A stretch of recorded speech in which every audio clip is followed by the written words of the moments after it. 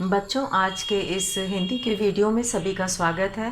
और आज हम लोग कक्षा 8 की हिंदी की पुस्तक वसंत भाग 3 का पाठ 12 सुदामा चरित का हम लोग प्रश्न उत्तर कर रहे थे, और जिसमें हम लोगों ने शुरू किया था कविता से के अंतर्गत दिए गए प्रश्नों को।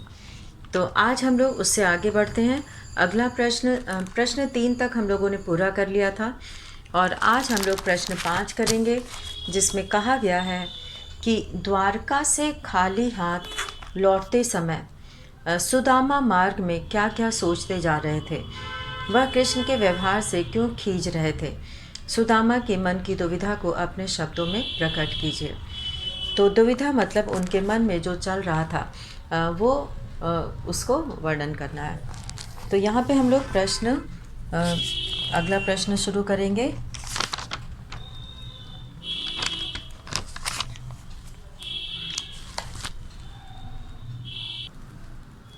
अब हम लोग यहाँ पर शुरू करेंगे द्वारका से खाली हाथ लौटते समय।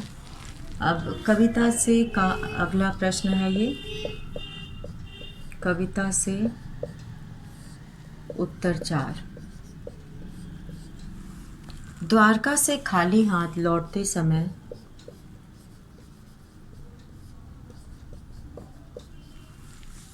द्वारका से खाली हाथ लौटते समय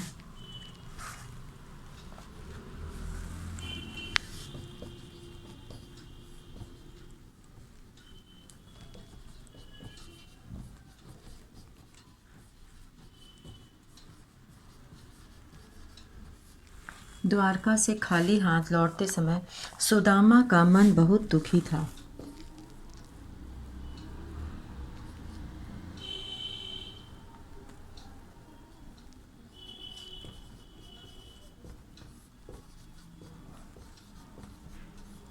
सुदामा का मन बहुत दुखी था।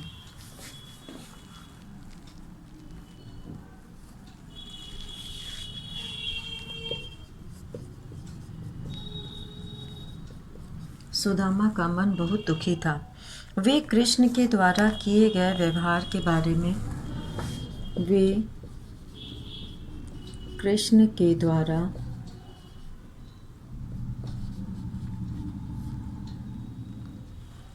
किए गए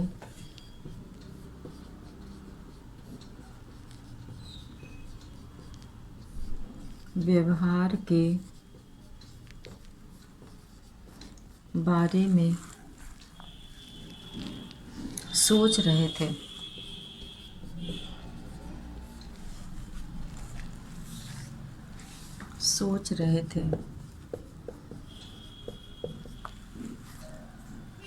जब वे कृष्ण के पास पहुंचे, जब वे कृष्ण के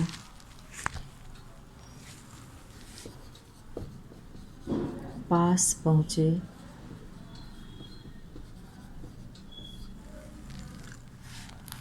तो कृष्ण ने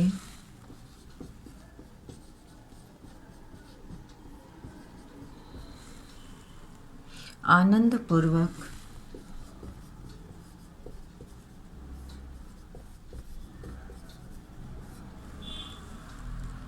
उनका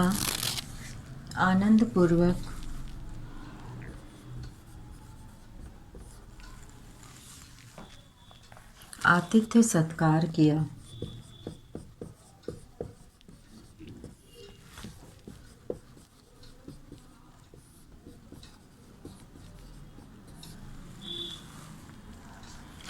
क्या वह सब दिखावटी था?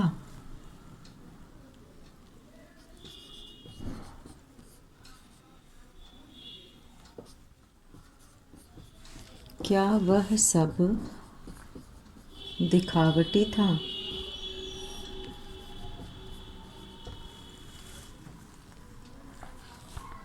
वह कृष्ण के व्यवहार से खींच रहे थे। वह कृष्ण के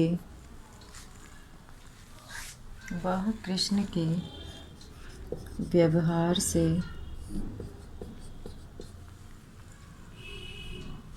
खींच रहे थे।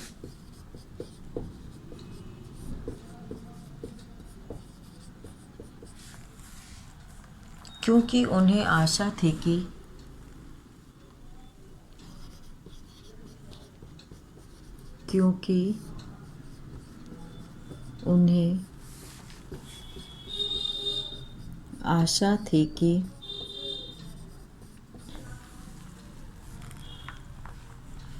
कृष्ण उनकी दरिद्रता दूर करने के लिए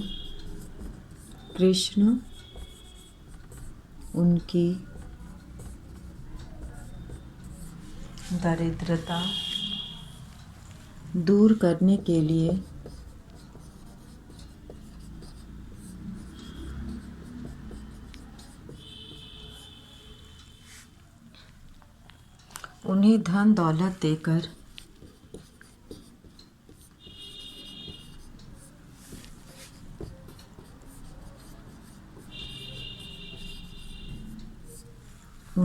दौलत देकर विदा करेंगे।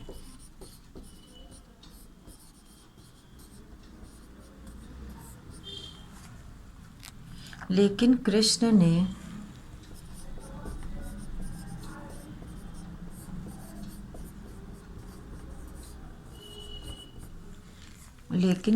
ने उन्हें चोरी का उलाहना देकर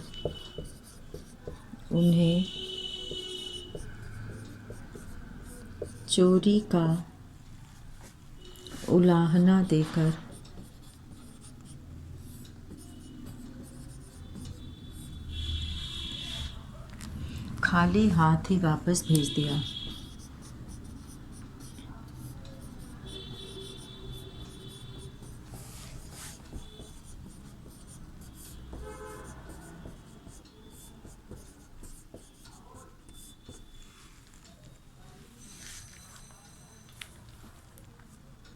तो इस तरह से द्वारिका से खाली हाथ लौटते समय सुदामा मार्ग में ये सोचते हुए जा रहे थे और जो है उनके मन में बहुत दुविधा चल रही थी कि उन्होंने मुझे तो कुछ उपहार नहीं दिया, न ही धन दौलत कुछ दिया, और वो जो है दूसरे हमारी चोरी का उलाहना देकर खाली हाथ लौटा दिया। उनके मन में यही चल रहा था कि अब मैं जाकर क्या मुँह दिखाऊंगा। और अब यहाँ पे 5वां प्रश्न है कि अपने गांव लौटकर जब सुदामा अपनी झोपड़ी नहीं खोज पाए तब उनके मन में क्या क्या विचार आए, कविता के आधार पर स्पष्ट कीजिए। तो यहाँ पर हम लोग लिखेंगे कि जब सुदामा लौटकर अपने गांव आए, यहाँ पे हम लोग उत्तर 5 लिखेंगे। जब सुदामा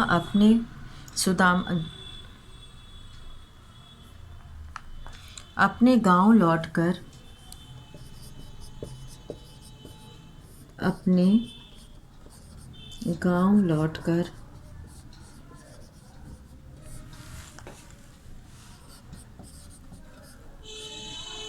जब सुदामा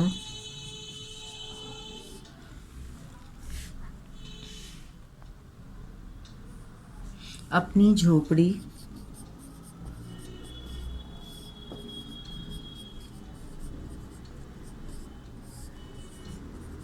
नहीं खोज पाए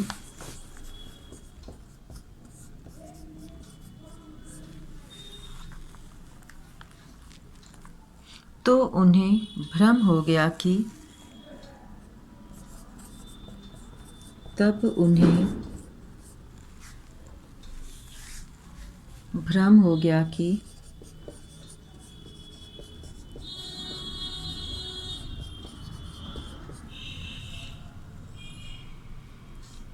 कहीं वे मार्ग भूलकर पुनः द्वारिका तो नहीं आ गए, कहीं वे मार्ग भूलकर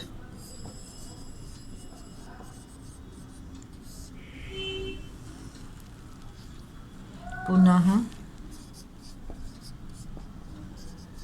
द्वारका तो नहीं आ गए।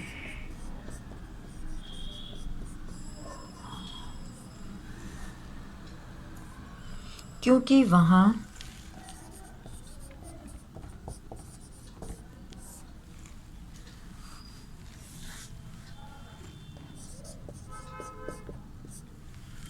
वहाँ उनकी झोपड़ी की जगह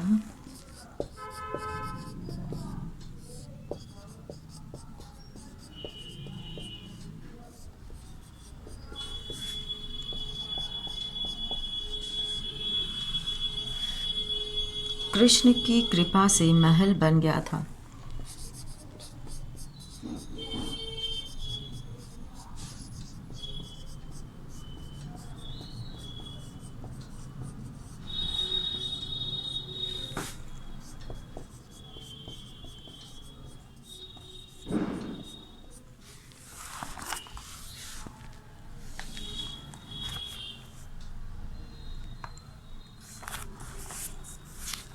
और अब यहाँ पर छठा प्रश्न है कि निर्धनता के बाद मिलने वाली संपन्नता का चित्रण कविता की अंतिम पंक्तियों में वर्णित है, उसे अपने शब्दों में लिखिए।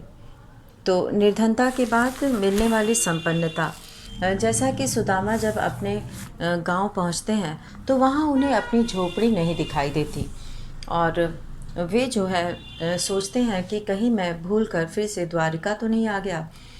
तो अब ये जो निर्धनता के बाद उनको, क्योंकि कृष्ण भगवान की कृपा से वहाँ पर वैसा ही महल बन गया था, तो इसलिए जो है निर्धनता के बाद उन्हें मिलने वाली ये जो संपन्नता था, धन दौलत था, महल था, ये जो है इसका वर्णन कविता की अंतिम पंक्तियों में वर्णित है और उसे अपने शब्दों में लिखना है।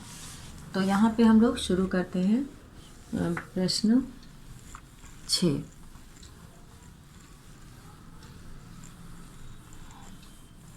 प्रश्न 6 हम लोग करेंगे।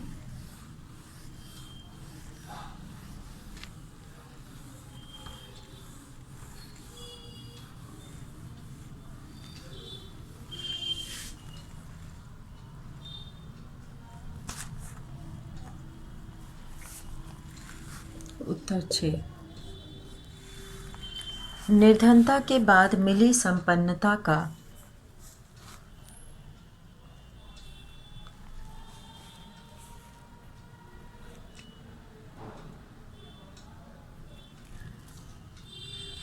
निर्धनता के बाद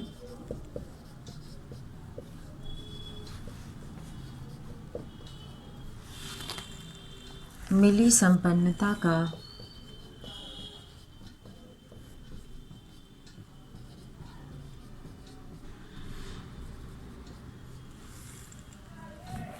चित्रण इस प्रकार किया गया है कि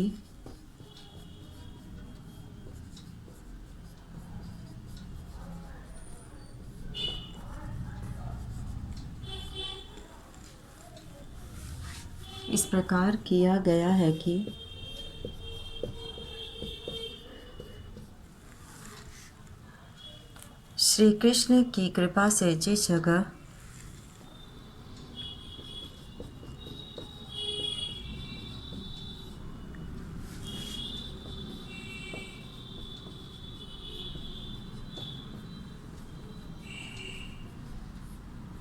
श्री कृष्ण की कृपा से जिस जगह सुदामा की झोपड़ी थी,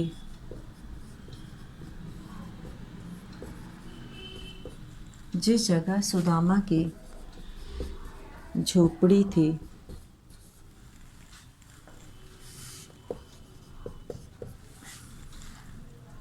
वहाँ अब द्वारिका की तरह, वहाँ अब द्वारका की तरह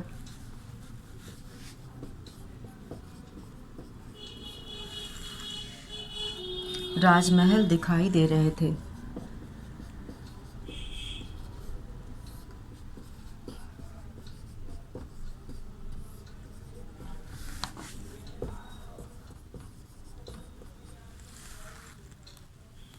द्वार पर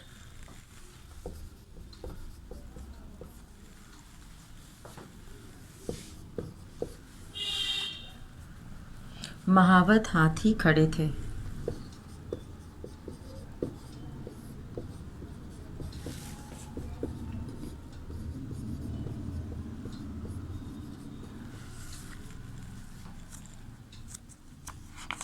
जहाँ पहले जमीन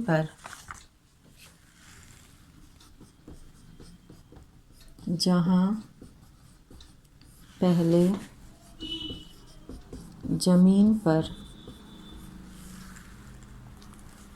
रातें कटती थीं,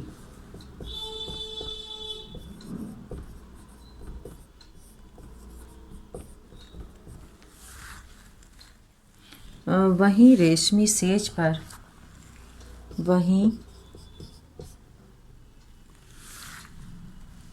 कोमल शैया पर नींद नहीं आ रही थी।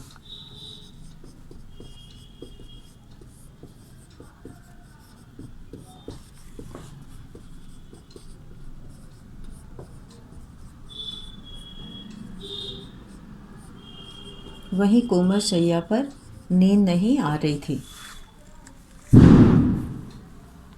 खाने में मोटा अनाज नहीं मिलता था। खाने में मोटा अनाज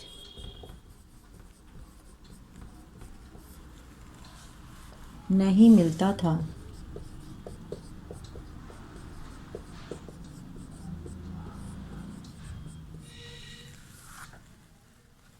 अब ईश्वर की कृपा से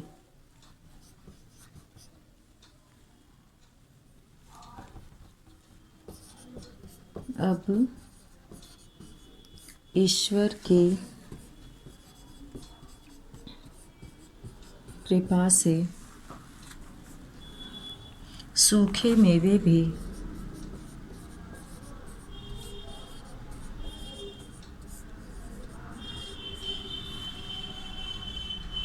अच्छे नहीं लगते।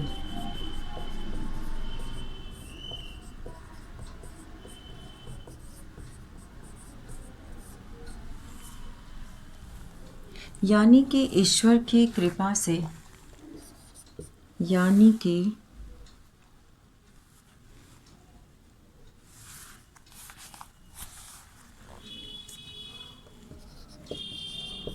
ईश्वर की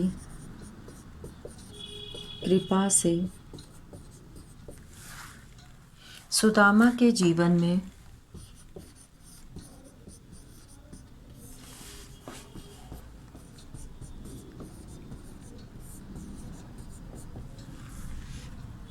काफ़ी परिवर्तन आया।